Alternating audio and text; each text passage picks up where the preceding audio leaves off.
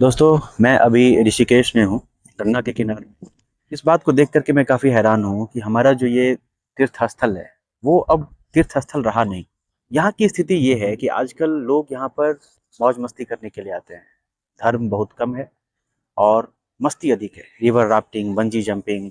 देखो, यही नुकसान होता है जब कोई धर्म को सेक्युलरिज्म का मार सहना पड़ता है। सेक्युलरिज्म जब सनातन धर्म के ऊपर अप्लाई किया गया है, तो इससे प्रॉब्लम ये हुई कि हमारा जो पूरा का पूरा सनातन धर्म था, उसका सिस्टम कोलैप्स कर गया। ऋषिकेश, हरिद्वार या फिर केदारनाथ, बद्रीनाथ जैसा जो तीर्थ स्थल है, उन सब पे हमारे धर्म गुरुओं का या फिर धर्म के जो मुख्य संचालन करता थे, नियंत्रण करता थे, उनका हमेशा कंट्रोल बना हुआ रहता था। तो उस जगह पर जाकर के कोई भी बिजनेसमैन अपना व्यापार इतना अधिक फैला नहीं सकता था ताकि तीर्थ यात्रियों को दिक्कत हो। जो लोग वहां पर धार्मिक दृष्टिकोण से जा रहे हैं, उनको वहां पर परेशानी हो। लेकिन जब देश में सेक्युलरिज्म सनातन धर्म के ऊपर अप्लाई कर दिया गया, तो वो जो कंट्रोल करने वाली बॉडीज थी, वो सब के सब कहीं ना कहीं टूट गई, खत्म हो गई।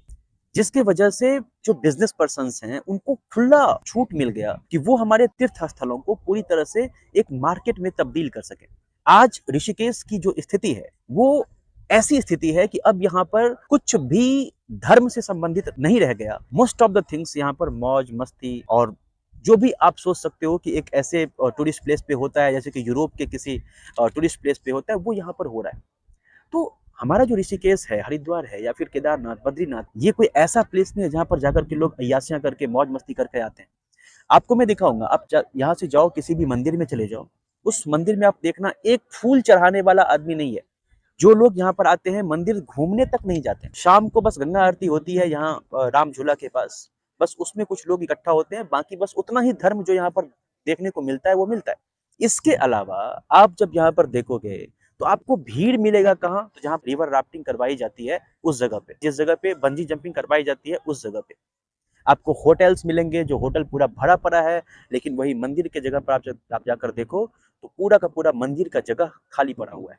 ये इसीलिए हुआ क्योंकि हमारे देश में जो भी धर्म पर नियंत्रण करने वाले लोग थे, उनके उनसे ताकत ही छीन ली गई। आज किसी के पास इतना अथॉरिटी नहीं है कि वो बाजार में जाकर के किसी को इस बात को लेकर के फटकार लगा सके कि तुम यहाँ पर आने वाले तीर्थ यात्रियों को अपना कस्टमर क्यों बना लियो। छोटी छोटी चीजें, चाहे खाने की चीजें हो, पीने की चीजें हो, रहने का व्यवस्था हो, हर चीज कॉमर्शियलाइज हो चुका है। अब ये तीर्थ नगरी रहा कहाँ? अब ये अर्थ नगरी बन चुका है।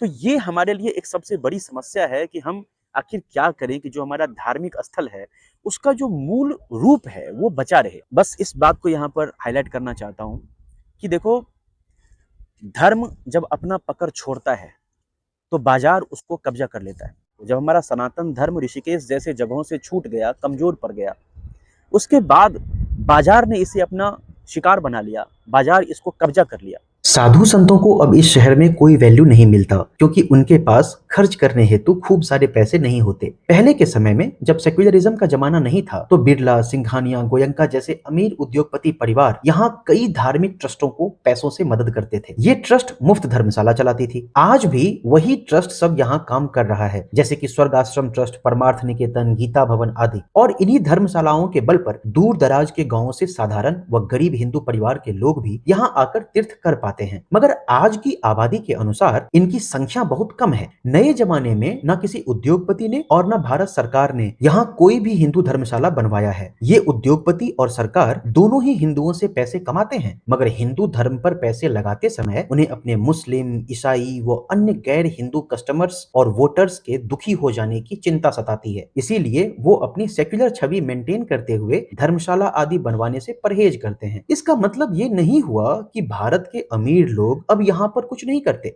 करते हैं भाई। अब वो यहाँ धर्मशाला नहीं बल्कि महंगे महंगे होटल्स बनाते हैं। इस शहर में अब आपको डोमिनोज, बर्गर किंग, केएफसी जैसे विदेशी कंपनी की फ्रेंचाइज दुकानें तो मिलेंगी ही, साथ ही साथ अंबानी जी के Reliance jewel trends, Reliance smart point, Adani ji के लॉजिस्टिक्स, पावर ट्रांसमिशन और इंफ्रास्ट्रक्चर जैसे धंधों में मोटा पैसा कमाने की गतिविधि भी आप यहाँ देख सकते हो। वहीं होटल इंडस्ट्री पर अगर विशेष ध्यान दें तो Taj group, Tata group, lemon tree, royal orchid, leisure hotels, Westin, Zostel, the hostler, Treebo और ओयो सब यहाँ पनप चुके हैं। इसके अलावा नशा करने का तमाम साधन आपको इस शहर में मिल जाएगा और स्पा सेंटर्स जिसमें मसाज के नाम पर देह व्यापार से ढेर सारे पैसे कमाए जाते हैं, वो भी यहाँ दर्जनों की संख्या में अब आपको मिल जाएंगी।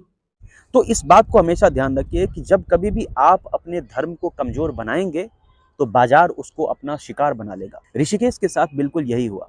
हमने अपने धर्म को कमजोर होने दिया तो ऋषिकेश अब धार्मिक नहीं रह करके एक बाजार बन चुका है, जिस बाजार में लोग यहाँ पर मौज मस्ती करने के लिए आ रहे हैं।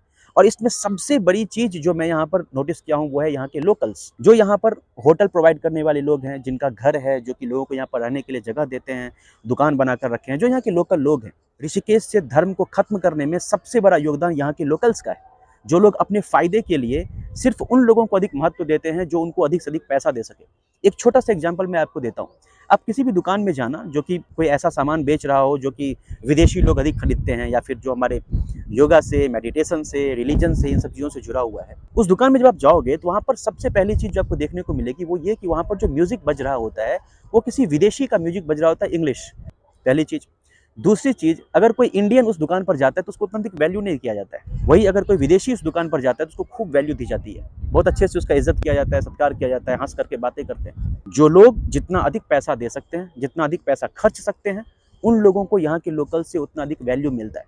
मैं यही आपसे कहना चाहता हूँ कि जब कभी भी आप अपने धर्म का नियंत्रण अपने तीर्थ स्थलों से खत्म करोगे तो बाजार उसे कब्जा कर लेगा, और जहाँ तक हो सके उस नियंत्रण को फिर से बरकरार करने की कोशिश करें, ताकि जो नुकसान हमारे धर्म को हुआ है सेक्युलरिज्म के वजह से, वो नुकसान कहीं ना कहीं भरपाई की जा सके।